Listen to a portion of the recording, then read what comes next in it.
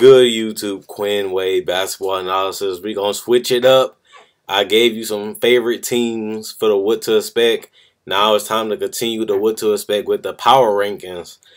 Before I finish the rest of the teams, I still got to give away my preseason awards, what to expect for the most improved MVP. I got to give you that power ranking. I'm going to give you the East and the West. So if you're a new subscriber or a new person watching, check out the East because it's going to come up after the West. And make sure you subscribe. This is going to be a hard list. There's a lot of teams in the West I think that can make the playoffs. A lot of the stars went over to the West.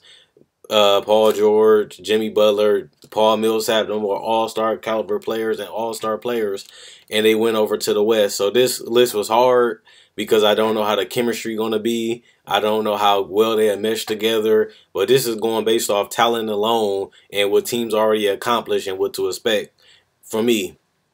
Number one, I'm not going to go into too many details. The Warriors, you got Kevin Durant, Klay Thompson, Draymond Green, Steph Curry, JaVale, Zaza, Sean Livingston, Andre Iguodala, Patrick McCaw, he went from 6'5" to 6'7".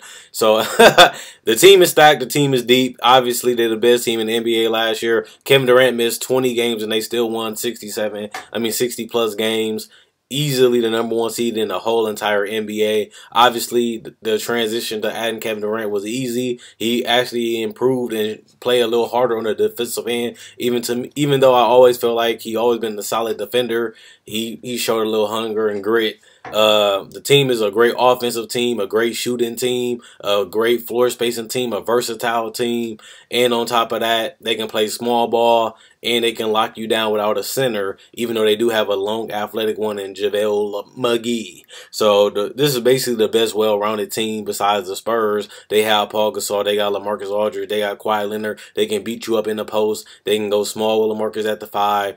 Kawhi Leonard can shoot the 3. He's taking over fourth quarters. He's taking shots that I didn't even know he can hit off the dribble threes, pull up threes, contested threes, mid range, off balance hook shots, floaters, and everything. Kawhi Leonard has become a superstar. He's on pace to be the best player in the NBA if he already isn't. If you think Kawhi Leonard is the best player in the league, I'm not even going to argue with you because I see where you were coming from without even knowing who else you have 2 and 3. So Kawhi Leonard, obviously one of the best defenders in the league. He's one of the best offensive players in the league, and he's one of the most efficient players in the league. The only thing he got to continue to add is more scoring and more better playmaking. Once he got that, he already in my top 3, so he most likely to go #1. But right now, KD and LeBron, I prefer them as playmakers, and I got them 1 and 2. The Spurs is second. I explained why. They big, they long, they athletic, they can go small. Rudy Gay signed her to add some offense off the bench and that he can play the small ball 4 sometimes. So it's versatility, consistency, and a great offense and a great defensive team. Probably the second best team in the NBA under the Warriors is the Spurs. In the complete NBA, the Rockets I had #3. Now this is debatable because some people will say the Thunder are better. Some people will say the Rockets are better. I'm not a person that's going to debate about it because I can see it either way. Obviously, I like the Thunder team too. But the Rockets, they have Chris Paul, a guy that can space out the floor, play make, shoot the 3, come off the screens, come off pick and roll. He makes the right play. He has little turnovers. Something that James Harden does need to improve on is his turnovers. He's going to have more time to rest because he has another ball handler. He's going to have more time to play within his game, get back to that mid-range game, get back to getting to the basket because he had more energy. And he was a solid defender when he was in OKC. Maybe having another ball handler, having another player that can take the pressure off him in fourth quarters will help him conserve energy so he can play better on defense. Even though his defense has improved, he needs to improve a little bit more. And with Chris Paul, maybe he'll take it more serious and cut down his turnovers, be more efficient while still maintaining his high play and at the same time helping his team in the long run. #4, I got the Thunder. Like I said, Houston and Thunder, you got them 3, 4. Everybody don't have them in the top 5. The Thunder, I just don't know how well Russell will mesh with Paul George, but we've seen what he did with KD. They won 50, 60 games before. Obviously, Russell was able to win 47 by himself. Paul George was able to win 40 by himself. Combine that together with a team with Enes Kanter, Steven Adams, Andre Robertson, an all-NBA defender, and a bench that's solid and versatile. You have a team that's going to be hard to beat and can match up damn near with any team, whether they go big or go small.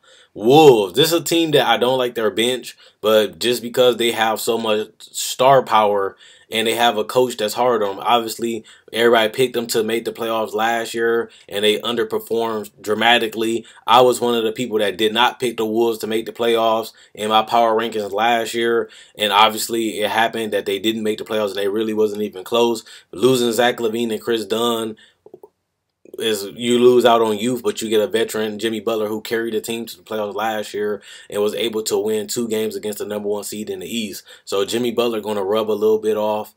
Andrew Wiggins rub a little, and then you have Jeff Teague, a guy that's professional and knows how to play the point guard position. He's not a ball hog. He's a guy that can get his shot when he wants to, but he also likes to keep his teammates involved and score within the system or in transition. And he's a good guy to push the pace or set up your offense. So I like the new additions that they have. The problem with the Wolves is they don't have the depth. After they have Taj Gibson and Gorgie Dang or whoever you want to play, they only have Jamal Crawford, and everybody else I really don't trust. So with that being said, I don't really like the Wolves bench, but they can win on star power alone. We've seen that with the Clippers. They bench was 7 to 8 deep, and they still was able to win 50 games a season, including with injuries, and they were still able to win games in the postseason. And maybe the Wolves, they have enough fight and want. Maybe they can be a team that can win without a good bench. But right now, that's for right now. Nuggets 6. This is a gamble because the Nuggets almost made the playoffs last year. Obviously, Russell Westbrook ended their hopes of making the playoffs when he took over the 4th quarter.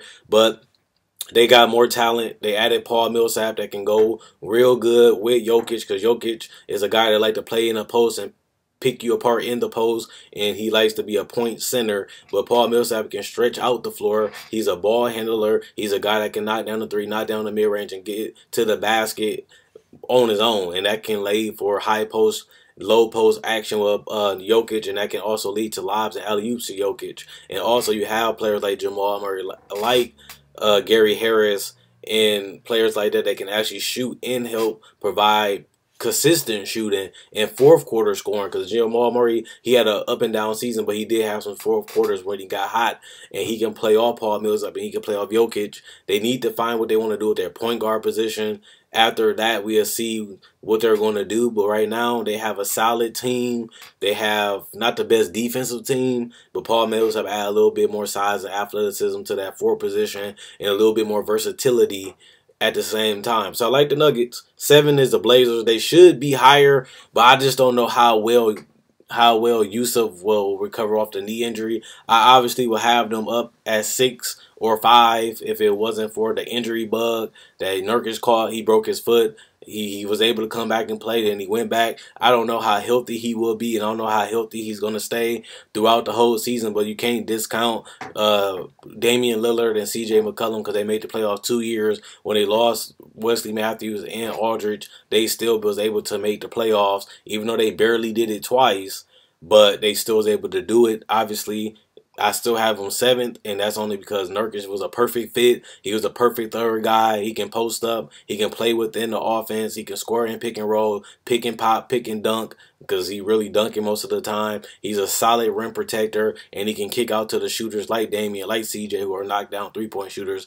and knockdown three-point shooters and players that can attack off the dribble and knock down mid-range too. And they can always go from the 3-point line all the way to the paint and dump it off to Nurkic. Clippers, I like this team. I picked them over the Grizzlies just because they do have Patrick Beverly. They do have Lou Williams. They still have Blake. They still have DeAndre. They have solid role players to go with a superstar player in Blake Griffin. I think Blake Griffin is a top 12, top 15 player in the league. He can pass, he can dribble, he can shoot decently. He improved his free throw shooting. He's a guy that's going to play a lot of point forward, because Patrick Beverly ain't the point guard that's really a passer. He does more to hit the spot up three. I mean, a 1 and D guy. He plays the 1, he plays D, he hit the 3s. So, at the end of the day, that's what I got. Warriors, Spurs, Rockets, Thunder, Wolves, Nuggets, Blazers, Clippers. That's what I got. That's not including no trades. It's not including injuries. This is just what I expect. Only team that we don't know is Yusuf Nurkic. But if he able to play opening day, I expect, and stay healthy the whole season, obviously I would expect the Blazers to be higher than 7. But since I really don't know his health, I can't really put him that high, because he is technically still injured. And they haven't reported if he's going to be able to start at the opening season, for what I know. This is my list. Let me know y'all list in the comment section below. Check out my website, analysisplayground.com. It will be in the description in the comment section below. Also, check out my Facebook page, analysisplayground.com. It'll be in the description in the comment section below. And all you have to do is click on the link and it'll send you right to the Facebook page. And all I'm asking you to do is like to show support. Thank you guys for watching, and the East is coming up next.